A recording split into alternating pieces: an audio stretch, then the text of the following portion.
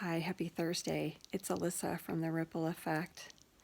A theme that I wanted to share, something that I've had come up quite a bit, actually throughout my whole life. Being a very sensitive person, some of you may have heard of the term HSP, highly sensitive person. I'm definitely classified as that. I pick up very quickly on people's energies and emotions, like a massive radar. And that can be, confusing and can be stressful if I let it be. But to that point, the reason I'm bringing this up today is I would imagine that you're having this experience as well if you're anything like me, highly sensitive to energies, really intuitive. And the theme is that when you're around people who have a vibe, have an energy, have emotions, or any kind of demeanor that tells you that something's wrong, that they're upset, their behaviors may be aloof or curt or abrupt, but they're not expressing themselves. They're not telling you why or what's going on. You can just tell something's just not quite right. But again, the key is that they're not expressing why, or they're not expressing themselves to you. For someone like me, someone like us who's very sensitive, that can be really challenging. And I always find myself, I'll just say, getting triggered by that because I tend to go into, oh my gosh, if they're acting upset around me, but they're not telling me why, I think they might be upset with something that I've done, but they're not sharing that. And that had a lot to do with the way I was raised. There was a lot of unspoken anger in my family, and that was a real pattern that we lived with. And so that's something that I'm overcoming. But what I want to share with you guys, something that I'm really working on, is how to navigate that discomfort, how to navigate the fear that comes up and the concern that comes up when someone you love or care about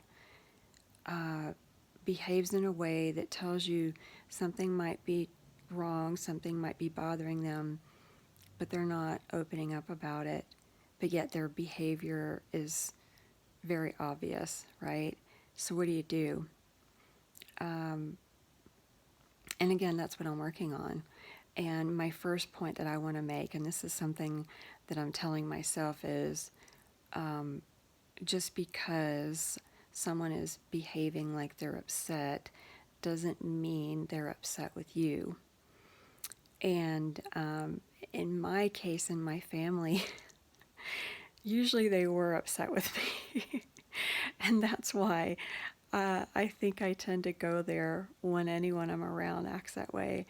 Um, the passive aggressive, I'm mad at you, but I'm going to make you suffer. I'm not going to tell you why or collaborate with you on it. I'm just going to be very obvious of my displeasure, but let's not do anything about it.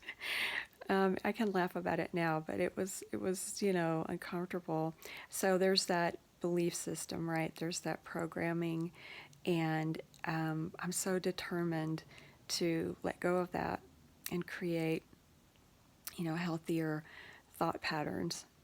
And so I wanted to share with you, that first point of let's make sure that we trust that if someone is appearing as though they're upset, that they're responsible for themselves as we are responsible for ourselves. And if someone is upset, they certainly have the opportunity and ability to speak up and say something. I think it's also great when we ask, "Hey, is everything okay? How you doing?" If they're not going to speak and they won't say anything, that's, I think, an opportunity for us to conduct some self-love and just say to ourselves, I've asked, I feel like something might be up. I'm getting a vibe but this person isn't saying anything.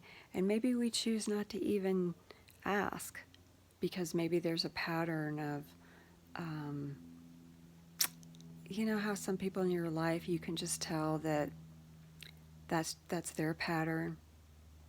And there's this balance, I think, of wanting to care, wanting to support, wanting to love, wanting to be love and be loved, and wanting to be that helpful person, but at the same time, at the same time, love ourselves and allow ourselves to lovingly disassociate from situations that make us feel really uncomfortable. And so, it's sort of a conundrum, if you will, of what's the balance, what's the harmonious way, or the most harmonious way of looking at this.